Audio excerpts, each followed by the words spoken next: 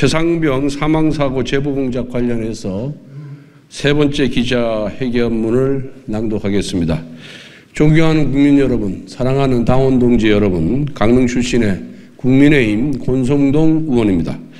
저는 지난 두 번의 기자회견을 통해 민주당 관계자와 JTBC가 유착된 제보 공작을 규탄한 바가 있습니다.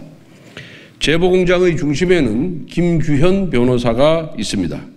제가 여러 차례 지적했듯이 김규현 변호사는 민주당 김광진 전 의원의 보좌관 출신으로 박정훈 전 해병대 수사단장의 변호인이었으며 지난 총선 당시 민주당 서대문구 경선에 참여한 인물입니다. 소위 해병대 단톡방에 참여한 인사들끼리 나누었던 허세나 혹은 술자리, 방담 수준의 대화를 대통령실의 구명 로비라는 거대한 음모로 확대시킨 장본인이 바로 김규현 변호사입니다. 김규현 변호사는 박정훈 대령의 변호인입니다. 동시에 지난 6월 25일 JTBC에 단톡방 내용을 왜곡하여 전달한 제보자이기도 합니다. 그리고 다음 날인 6월 26일 김어준의 뉴스공장에 출연하여 최혜병 특검법과 김건희 특검법은 만나게 돼 있다고 평론가 노릇을 했습니다.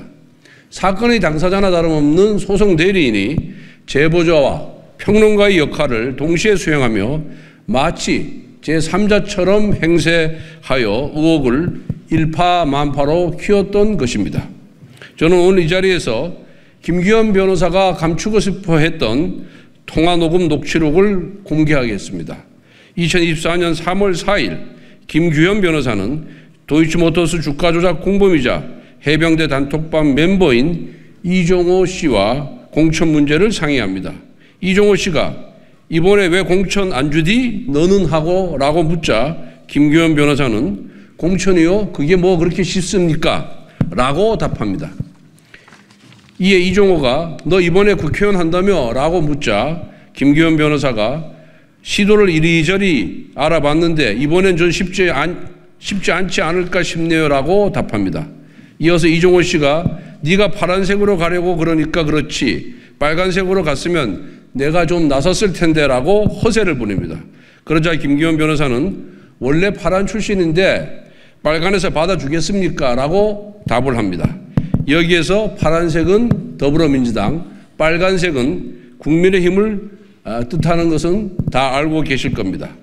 이어서 이종호 씨가 왜 안 받아주냐라고 묻자 김규현 변호사는 그리고 제가 원래 그쪽인데 여기를 버리고 어떻게 가요? 라고 답합니다. 이 통화가 이루어진 2024년 3월 4일은 김규현 변호사가 민주당 공천 신청을 했던 서대문구 앞 경선 결과가 발표나기 전으로 경선 진행 중이었습니다. 대화 내용에서 김규현 변호사의 강한 민주당 지지 성향과 국회의원 출마 의지를 확인할 수 있습니다.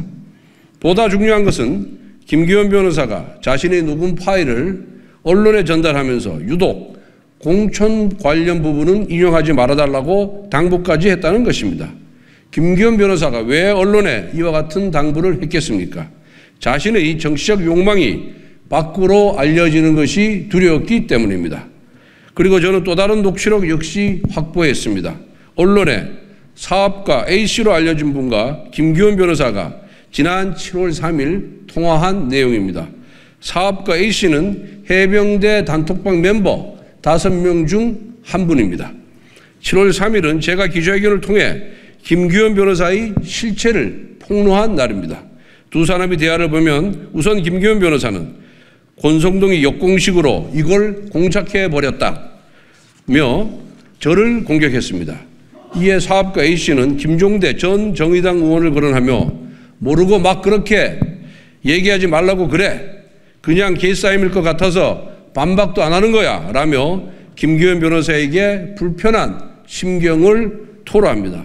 아울러 사업가 A씨는 그 정도 급이 아닌 거야. 거기 있던 사람들이 다 라며 단톡방 멤버들이 구명 로비를 할 수 있는 위치가 아니라는 것을 암시하고 있습니다. 이상 사업가 A씨 입장을 정리하면 자신들이 정치적 쟁점이 되는 것을 부담스러워했고 특히 좌파 언론에 대한 불신이 있었으며 마지막으로 마지막으로 구명로비 가능성을 부인한 것입니다. 이제 제가 김규현 변호사에게 묻겠습니다. 그렇게 녹취록을 방송사에 전달하기 좋아하는 분께서 왜 사업가 A씨와의 통화는 감춰두었습니까? 자신에게 불리한 내용이기 때문에 그런 것이 아닙니까? 이처럼 김규현 변호사는 본인 스스로 여러 사람과 통화하면서 유리하다 싶은 것은 제보하고 불리하다 싶은 것은 은폐했습니다. 이것이 사건의 실체적 진실을 밝혀야 하는 법조인의 자세인지 따지지 아니할 수가 없습니다. 이제 해병대 단톡방의 또 다른 참여자인 송호정 씨가 언론을 통해 자신의 입장을 전달했습니다. 여기서 송호정 씨는 구명로비는 생각조차 해본 적이 없다고 했습니다. 현재 논란이 되고 있는 단톡방에 대해서도 황당무계할 정도로 심하게 왜곡되고 부풀려진 상태인데 진상은 너무나 간단하고 초라합니다. 해병대 선후배 간 나눈 며칠간의 대화방이었고 후배와의 사적인 몇 번의 통화라고 말했습니다. 김규현 변호사에게 다시 묻겠습니다. 지금 이 순간 해병대 단톡방 참여자 5명 중 구명로비 의혹을 제기한 사람은 김규현 변호사 혼자뿐입니다. 한 달 가까이 대한민국을 들썩하게 했던 해병대 단톡방에서 시작된 구명로비 의혹은 아무 실체가 없는 것입니다. 오히려 여기에는 최상병 사건을 정쟁화해보려는 김규현 변호사와 김 변호사와 함께 제보 공작의 공범이 되었던 JTBC와 이 제보 공작을 탄핵의 불쏘시개로 만들어보려는 더불어민주당이 있었을 뿐입니다. 소위 해병대 단톡방의 실체는 공허했지만 이를 둘러싼 정략적 의도는 사악했던 것입니다. 그러므로 의문은 여전히 남아 있습니다. 이처럼 실체가 없는 음모론에 민주당이 관여했는지 여부입니다. 지난 6월 21일 민주당 의원들은 최상병 특검 입법청문회장에서 임성근 전 사단장에게 도이치모터스 주가 조작 사건의 공범 이종호 씨를 아느냐고 거듭 물었습니다. 해병대 단톡방에 대한 정보 전달이 없이는 불가능한 질문이었습니다. 그러므로 저는 이번 제보 공작 사건이 민주당과 연결되어 있을 것이라고 강력하게 의심하고 있습니다. 이 의심이 사실이라면 정치적 사기로 탄핵을 획책하려는 사기 탄핵 게이트가 되는 것입니다. 민주당과 JTBC가 제기한 의혹은 공허하게 끝났습니다. 이제 의혹을 제기한 자가 의혹을 받을 차례입니다.